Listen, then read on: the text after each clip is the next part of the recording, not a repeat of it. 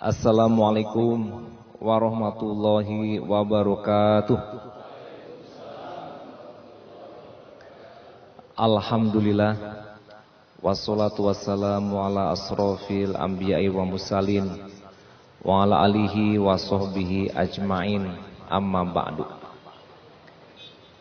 Yang kita hormati Kepala Dinas Kehutanan, Kepala Bakorluh, kemudian Kepala PLT Satpol PP dan seluruh jajaran PNS Pemprov Sumatera Barat yang kami banggakan, kami hormati, dan tentunya hadirin semua dan juga khususnya pemirsa Padang TV. Mengawali tausiah, kita mengajak di siang hari yang panas, yang cerah, cuacanya pun terang benderang. Tentu semuanya adalah Allah yang memberikan kepada kita, patut kita syukuri, patut kita nikmati sebagai rasa syukur hamba Allah kepada pencipta yang memberikan begitu banyak kebaikan-kebaikan yang tak dapat dibayar, tak dapat dibeli, dan tak mampu pula kita menghitung berapa banyaknya yang telah Allah berikan kepada kita. Oleh karena itu tiada kata kecuali ucapan alhamdulillah. Kemudian salawat salam kepada Nabi kita Muhammad Rasulullah SAW beserta keluarga dan sahabatnya. Bapak Ibu yang saya hormati, ada orang yang menyangka bahwa hidup ini cuma di dunia. Habis itu selesai, mati, jadi tanah. Urusan habis. Itu yang mungkin kalau kita sebut orang yang sekuler. Justru kalau kita cermati keadilan Tuhan, keadilan Allah adalah justru adanya kehidupan setelah di dunia yang kita sebut dengan kehidupan akhirat. Itulah wujud keadilan Allah atas ciptaan termasuk manusia di dalamnya. Kalau kita bicarakan perdebatan, diskusi, argumentasi banyak. Tapi saya yakin yang hadir di sini adalah orang-orang yang yakin ada satu-satu kehidupan setelah di dunia, yaitu namanya kehidupan akhirat. Nah, Bapak Ibu, kalau kita lihat dalam Al-Quran banyak sekali. Wabtagi fima ataqallahu darul akhirah wala tansa nasibaka minad dunya wa asin kama asanallahu ilaik, dan seterusnya ila akhir ayat.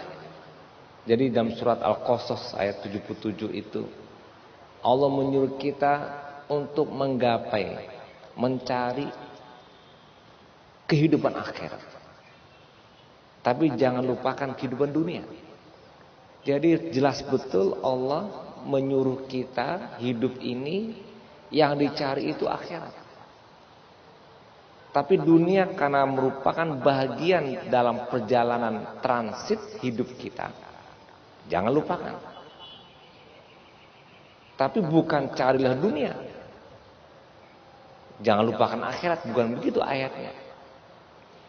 Jadi ayatnya itu justru akhirat yang dikejar, tapi jangan lupakan dunia. Nah, oleh karena itu Bapak Ibu yang saya hormati, itu prinsip bahwasanya kita manusia akan ada satu kehidupan yang namanya akhirat akan kita lalui nantinya. Dalam surat yang lain juga Allah berfirman, Allah khalaqakum summa razaqakum summa yumitukum summa yuhyikum. Jadi Allah menciptakan kamu, kemudian memberikan rezeki kepada kamu, mematikan kamu, dan menghidupkannya kamu nanti di akhirat. Itulah periode tahap kehidupan manusia. Lahir, diciptakan, jadi, kemudian ada makan minum besar, menjadi orang dewasa, kemudian saatnya ajal mati, kemudian kata Allah dihidupkan nanti di akhirat. Nah, Bapak Ibu yang saya hormati, itulah periodisasi. Nah, yang menjadi suatu pertanyaan kita adalah apa yang perlu kita siapkan? Bekal apa yang perlu kita bawa? untuk menjalani suatu kehidupan yang nanti panjang, yaitu di akhirat. Akhirat itu kalau penggambarannya dalam Al-Quran adalah kehidupannya abadi yang panjang.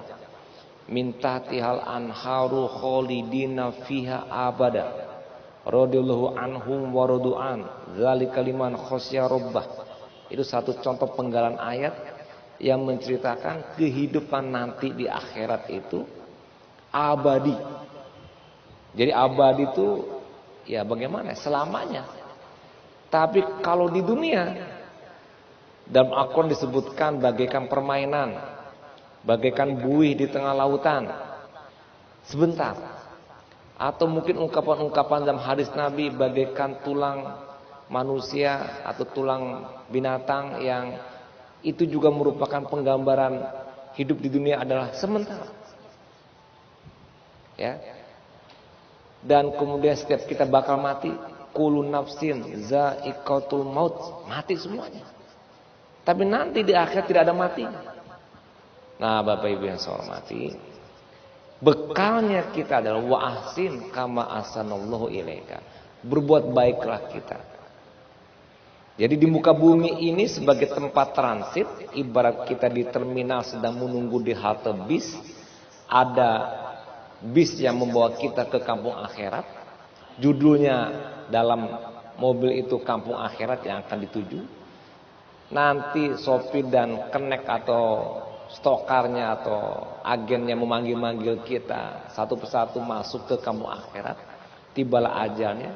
Itulah umpama kita di dunia hidup dalam transit. Hidup di halte terminal. Mana ada hidup transit dan di halte terminal yang lama, enggak ada. Cuma sebentar. Ukuran hari, tahun yang sebutlah 60 tahun, 70 tahun. Di dunia, mungkin di akhirat itu ukurannya per detik saja. Sebentar sekali.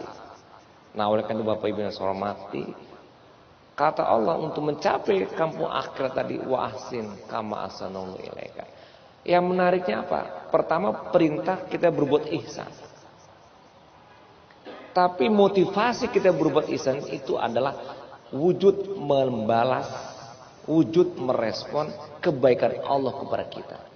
Jadi begini, anak kita di rumah disuruh mengikuti aturan, perintah, omongan bapak ibunya. Hai nak, ikuti aturan ayah. Sebagaimana ayah telah banyak memberi kamu uang, makan dan minum. Begitu contohnya. Kata ibunya, nak, cuci piring di dapur ya. Bantu ibu. Sebagaimana halnya ibu telah melahirkan kamu, menyusui kamu, memberikan kamu uang, makan dan minum. Dan lain-lainnya. Paham Bapak Ibu? Begitu pula Allah kepada kita. Berbuat baiklah hai manusia. Sepertinya Allah telah berbuat baik yang banyak kepada kamu. Jadi kalau ada juga orang tidak berbuat baik, itu bahasa Jakartanya kebangetan, keterlaluan, nggak tahu diri. Coba bayangkan anak kita oleh ibunya hamil 9 bulan, kemana pergi ke kantor dibawa tuh janin, apa nggak capek, apa nggak pegal, letih dan sebagainya, membawa janin yang nanti kemudian lahir. Ketika lahir pun itu proses jihad, meninggal dalam melahirkan syahid, begitu beratnya dalam melahirkan. Kemudian menyusui, belum bisa apa-apa, malam kita dibangunkan oleh bayi kita. Kemudian kita berikan makan, minum, hingga kemudian bisa berdiri, berjalan, berlari dan seterusnya. Ketika sudah besar, disuruh nggak mau, mencapak-capak pula, itu kan nggak tahu diri tuh anak. Kenapa? Begitu banyak kebaikan ibunya kepada anak, begitu banyak kebaikan bapaknya kepada anak. Kok ketika ibu dan bapaknya menyuruh dan meminta berbuat baik, ya berbuat baik itu juga untuk dia sendiri, nggak mau. Enak kamu belajar rajin, kata bapak ibunya. Nyuruh belajar rajin itu nyuruh untuk anak baik. Enak jangan lupa pergi sekolah makan pagi dulu. Enak nanti kalau udah malam tidur jangan begadang. Nggak boleh merokok, nggak boleh minum-minum. Kan perintah baik semua. Ibunya bapaknya memerintahkan. Berbuat baik seperti hanya balasan. Jadi balasan kebaikan ibu bapaknya. Jadi bapak ibu, kita sholat itu untuk kita. Kita berinfak bersedekah untuk kita. Kita membantu orang lain untuk kita. Sudahlah untuk kita, itu pun wujud balasan kebaikan Allah kepada kita yang cukup banyak. Allah kasih mata gratis. Allah kasih telinga kita gratis. Allah kasih tangan kaki gratis. Ginjal, paru-paru, jantung dan tubuh kita gratis. Coba kalau bayar. Oksigen saat ini kita hirup gratis. Coba kalau bayar. Air pun bisa kita ambil dari tanah, dari sumur gratis. Coba kalau kita bayar. Ginjal kita kalau lagi sakit nggak bisa mencuci darah. Coba kalau bayar. Jutaan. Itu kebaikan Allah begitu banyak. Dan diminta oleh Allah balasan itu dari kebaikan Allah dengan kebaikan yang kita kerjakan. Dan itu sekaligus investasi tabungan untuk masuk akhirat. Nah oleh karena itu Bapak Ibu yang saya hormati, itulah tabungan untuk akhirat. Semoga tempat kita di akhirat tempatnya di surga, bukan di neraka. Percayalah Bapak Ibu, setelah di dunia ada di akhirat. Oleh karena itu maka di dunia ini wa ahsin, berbuat baiklah kalian. Kama asanallahu ilaika, seperti hanya Allah telah berbuat baik kepada kalian. Hai anak-anakku, berbuat baiklah kalian. Sepertinya ayah dan ibu telah berbuat banyak kebaikan kepada kalian. Sehingga dengan demikian maka berbuatan baik itu sekaligus merespon balas budi, berterima kasih, syukur atas kebaikan yang diterima. Dan sekaligus yang kita kerjakan kebaikan itu untuk kita sendiri. Kita membantu orang bukan untuk orang lain, untuk kita suatu saat pun nanti dibantu orang. Kita memberi uang kepada orang itu berarti untuk kita sehingga Allah membuka rezeki buat kita. Kita memudahkan urusan orang berarti kita juga nanti akan dimudahkan oleh orang dan juga oleh Allah. Begitulah in asantum li anfusikum wa asatum falah. Kita berbuat baik akan dibalas kebaikan. Kita berbuat jahat akan dibalas kejahatan. Nah Bapak Ibu, memang ada dalam hadis amalan yang nanti akan mengalir terus pahalanya walaupun kita sudah meninggal. Menjadi investasi akhirat yang berkelanjutan, berketerusan. Anak soleh, ilmu yang bermanfaat, amal jariah. Tiga kegiatan yang kita lakukan di dunia yang nanti kalau kita sudah saatnya ajal meninggal mengalir terus. Kalau sholat pas kita ngerjain dapat pahala, kita nggak ngerjain nggak dapat, kita meninggal habis pahalanya. Arti pahala sholatnya udah nggak ada lagi karena kita nggak sholat. Tapi kalau ilmu yang bermanfaat mengalir terus. Anak soleh bukan main mendoakan orang tua mengalir terus sampai ke cucunya ke bawah. Dan juga termasuk infak jariah atau amal jariah. Nah Bapak Ibu yang saya hormati, selain itu juga ada yang Allah menyatakan berbagai kegiatan yang tidak akan pernah merugi buat kita. Surat Fatir ayat 29. A'udzubillahi minasyaitonirrajim. Innal ladzina yasluna kitaballahi wa aqamus shalah wa anfaqu mimma razaqnahum sirran wa alaniyah yarjuna tijaratan lan tabura. Kata Allah dalam surat Fatir ayat 29. Ada 3 bisnis, ada 3 urusan, ada 3 kegiatan yang tidak pernah rugi. Pertama, membaca Al-Quran. Kedua, mendirikan sholat. Ketiga, berinfak di jalan Allah. Nah, coba Bapak Ibu ya, baca Quran. Apa susahnya kita baca Quran?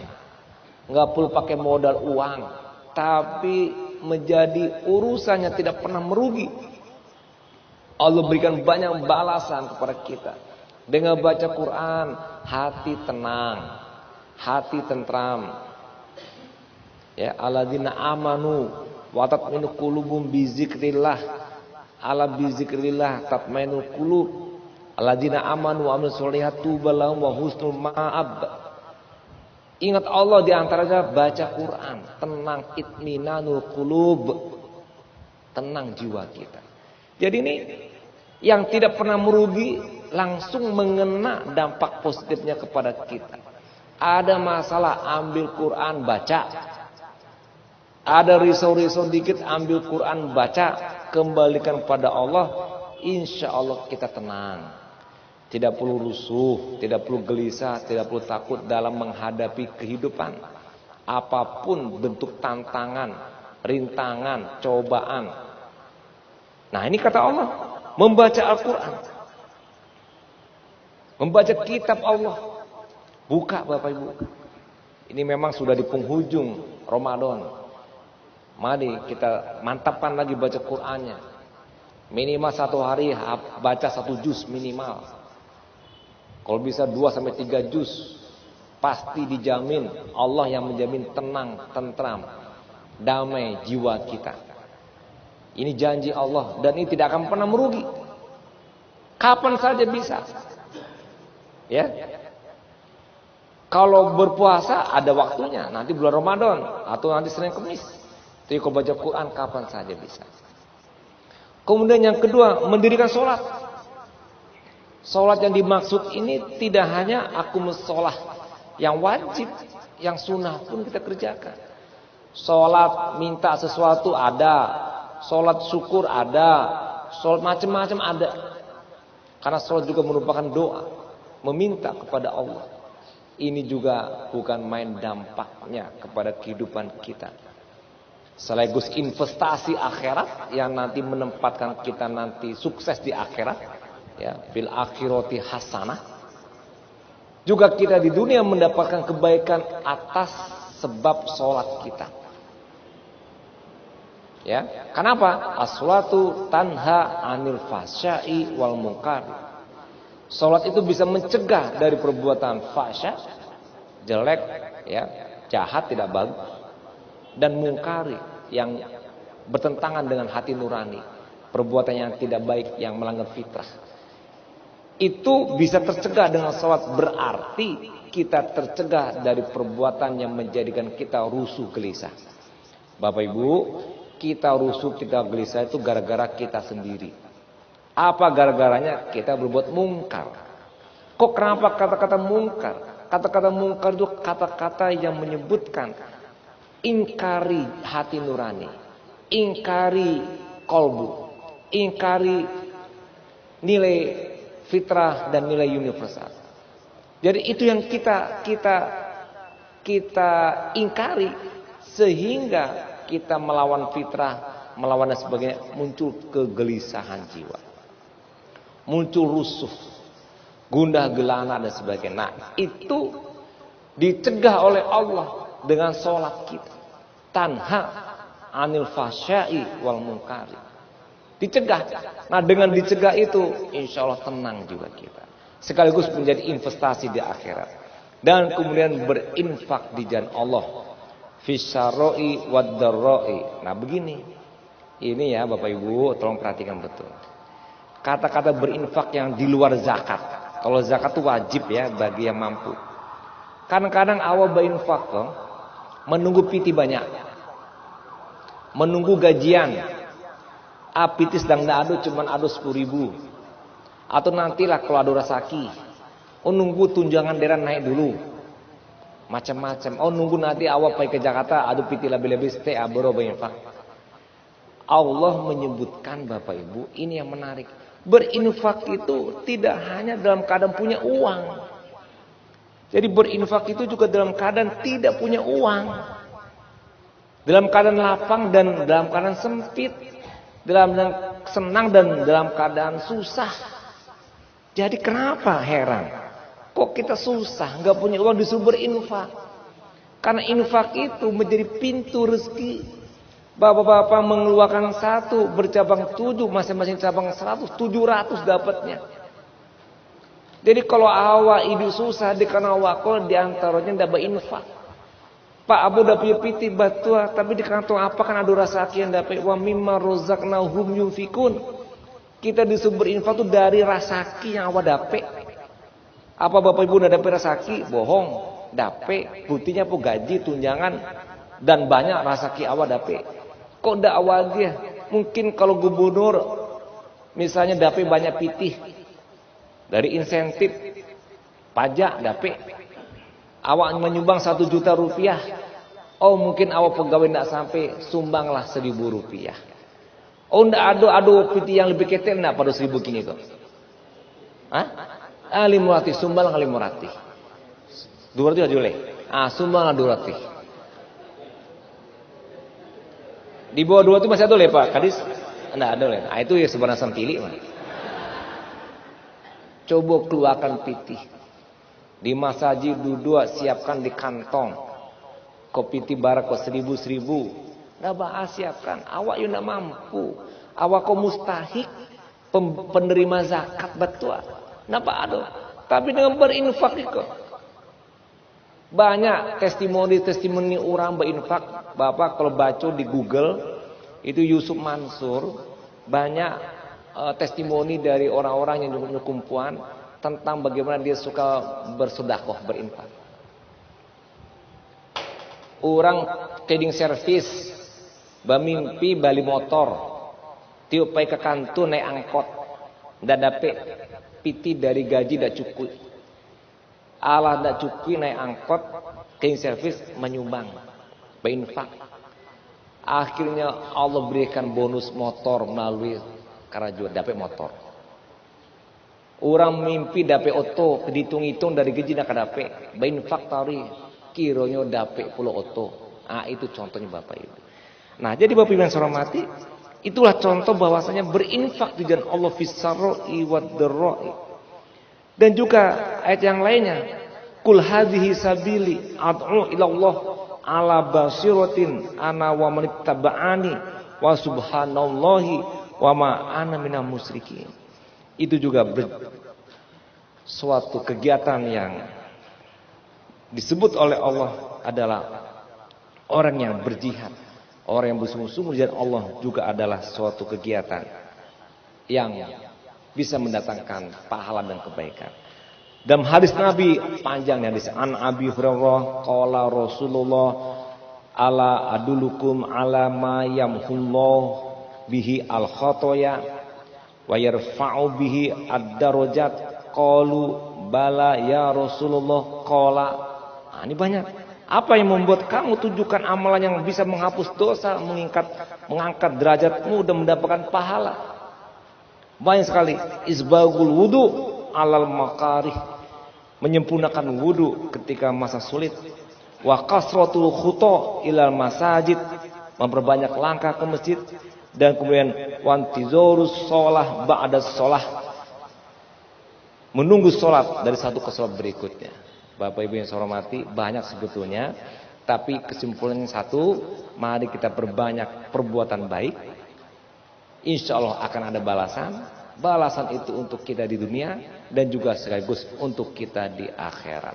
Karena waktu juga yang membatasi. Cukup sekian, terima kasih. Assalamualaikum warahmatullahi wabarakatuh.